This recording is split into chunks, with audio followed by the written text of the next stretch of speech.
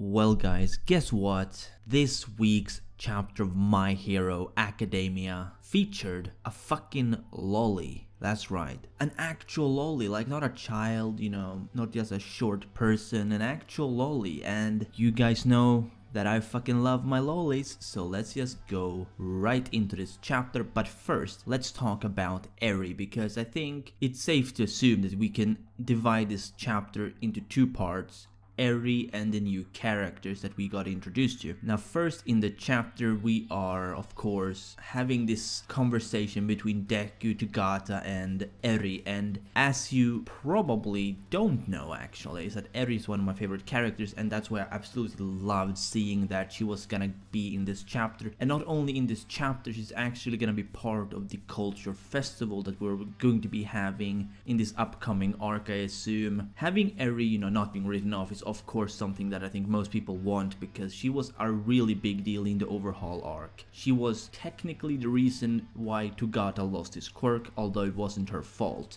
To keep her in the story for an extended time is actually something that is going to be of great value, especially since we're going to be seeing some interactions between Eri, Togata, Eri and Deku, maybe even Eri and some of the other classes, because if she's going to partake in the culture festival, she's no doubt gonna meet some new people, meaning she'll get a real taste of what life is actually like. Because up until that point when they rescued her, she's really just been a pawn. She's basically been a prisoner of Overhaul, because Overhaul was treating her like absolute shit. And that is one of the reasons why Eri is one of my favorite characters, because she's had one of the worst upbringings of this series. I mean, you could potentially say it is the worst upbringing, like no questions asked. And that's why I think, having her build some character, let her taste what happiness really feels. Because at one point in the chapter she actually said she had forgotten what it's like to smile, meaning she has been so unhappy for probably her entire life, at least from the point when she was taken by Overhaul, which I assume she's been with him for a long time now. And yeah, that's really what I want to see. I want to see, Eri's progression through this arc. I want to see her actually become more and more used to an actual normal society, the society where people treat each other like equals, where people aren't absolute douchebags, where people don't experiment on you for fucking money. And even after this arc, I truly hope that Eri is still going to be part of it, especially because of, the things that have been going down with Togata. Like I said, she's part reason why he lost his quirk, but obviously it's not her fault. I mean, he was doing what a hero would, and even at one point in the chapter, she was kind of blaming herself because she was she was thinking that all of this, including him losing his power, was her fault. And Togata explained to her that, they don't really look at it that way. They just looked at the situation like, oh, this was a girl that needed to be rescued and we did it. So they have completely different views on this whole situation, and I'm honestly not surprised. I mean, you can't really compare a heroic student like Togata's way of thinking and Eri, who's been a prisoner of Overhaul for who the fuck knows how long, right? However, let's talk about the other thing, the new characters that were introduced, because let's be completely real, these new characters, these two characters look absolutely incredible. As a first impression, you get the impression that these characters are going to be doing some crazy shit this arc. Now, whether they're gonna be lingering characters, we don't really know, but they're definitely gonna be important in this arc. So these characters are called Gentle and La Brava. La Brava being the loli that I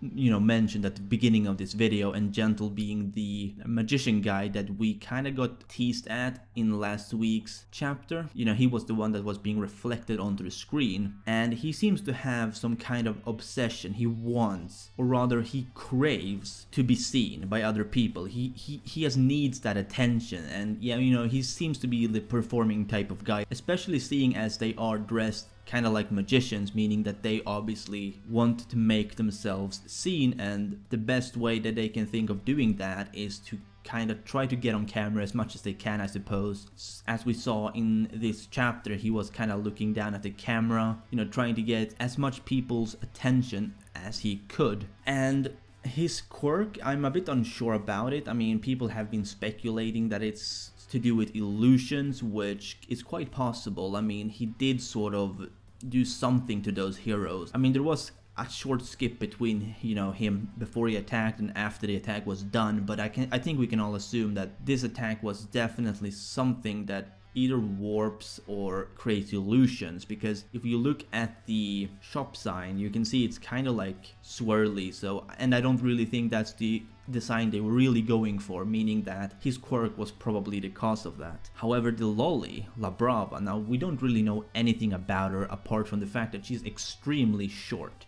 And I mean like proper LOLI, like she looks like she's the height of a 10-year-old maybe, by comparison to him, who obviously is as tall as a grown man. And yeah, I mean she seems to be the bossy type of character, I'm not gonna lie. That's kind of the impression that I'm getting, like she really wants him to shape up, and they seem to have really different views on things. Like she obviously wanted him to take the money at the end of the chapter, whereas he says it's not about the money, it's about the performance. You know, that was just a fee. And I just don't really know what to expect from these characters, because I mean, I think we can probably assume they're going to be doing something to the culture festival, because that's going to be a really big thing. And I'm just curious, you know, what is actually going to happen. I don't think Eri is going to be in any sort of danger. I just don't think so, because she's already been endangered. I just don't see it, because it's way too predictable. However, what I do kind of want is some kind of, obviously I want them to interrupt the performance that Class 1A is going to be having. I think we can all probably assume they're going to be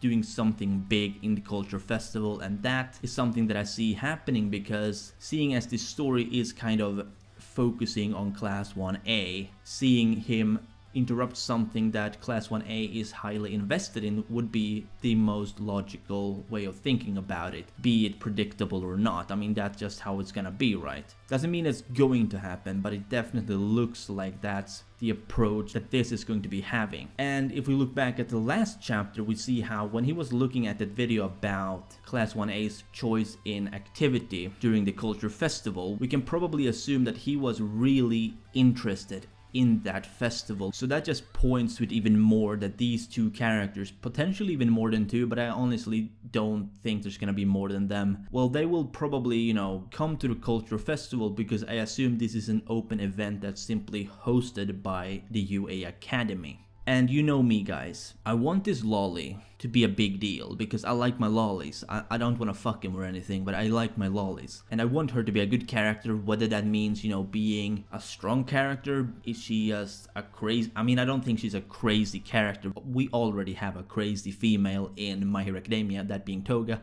Don't think we need another one just yet. I think she's gonna have a very different personality, and based on the impression that we got in this chapter, she seems like she's gonna be a lot different. And if they are villains, now this is the part where I'm a bit iffy about. I don't really know if I want to consider them to be villains based on what we saw. They seem more like criminals and attention-seeking people rather than villains. I mean, they're obviously breaking the law, they're doing illegal shit. Doesn't necessarily make them villains. They are more likely to just be thugs or, yeah, you know, general rule breakers. They're not really in it to create havoc in a hero society like a villain would want. Instead, they're simply doing, you know, what they think is going to get them more attention, even if that means breaking a law or two in the process. That's just how things go. And even if that means, you know, kicking the living shit out of a couple of pro heroes. But apart from that, I don't think I have much else to say about this chapter. I mean, this was also kind of building up to what this arc is going to be about. We're gonna have Eri being a huge part of this arc. These villains are obviously also going to be a really big deal, which I think is going to serve as a good thing, because although I said I didn't want this to be a really villain-centered arc last week, what I do kind of want is some kind of commotion. Doesn't necessarily mean that this is gonna be, you know, a full-on battle arc.